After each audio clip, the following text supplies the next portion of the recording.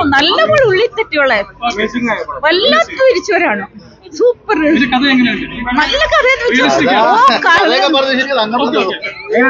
അയ്യോ ഭയങ്കര ഫീലിംഗ് ആയി. കാരണം രതീഷ് സാറിന്റെ ഒരു ഭയങ്കര ഒരു നല്ല അടിപൊളി പടം.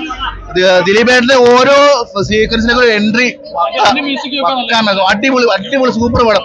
പക്ഷെ ഇതുപോലെ കാലത്ത് ഇങ്ങനെ ഒരു സംഭവം നടന്ന കാര്യം ഓർത്തിട്ട് നമുക്ക് അയ്യോ ഒരു കാലഘട്ടത്തിൽ കേരളത്തിലെ ജനങ്ങൾ ഭയങ്കര ഒരു സങ്കടമുണ്ട്.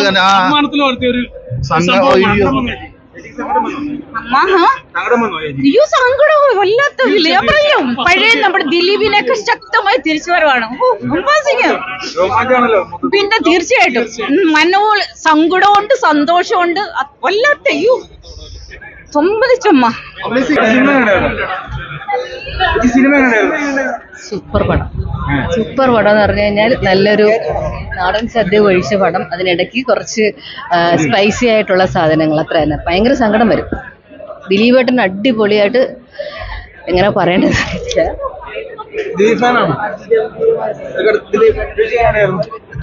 ദിലീപേട്ടൻ ഫാനാണ്. പക്ഷെ ഒന്നും പറയല.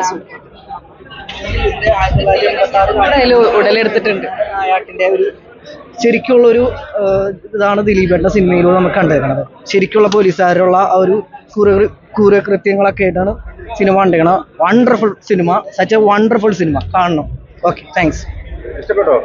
ഇഷ്ടപ്പെടാനെന്താ, ജനപ്രിയ നായകനല്ലേ ദിലീപേട്ടൻ. Super cinema. പടം സൂപ്പർ പടമായിരുന്നു. അതായത് ദിലീപേട്ടന്റെ വൻപം തിരിച്ചുവരവാണ്. നല്ല മേക്കിംഗ്, നല്ല ഡയറക്ഷൻ, ക്യാമറയൊക്കെ പക്ക. പല സംഘങ്ങളിലേക്ക് തിരിച്ചുണ്ട്. നല്ല പടം, നല്ല പടം. ദിലീപേട്ടന്റെ കോസ്റ്റ്യൂം സ്റ്റൈൽ സൂപ്പർ.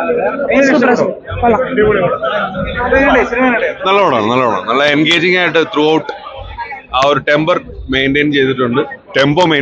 അത്യാവശ്യം നല്ല നല്ല രീതിയിൽ വന്നിട്ടുണ്ട്. ഐ റിയലി ലൈക്ക് ദിലീപേട്ടൻ ഗെറ്റപ്പ്. അടിപൊളിയായിരുന്നു. All the very best.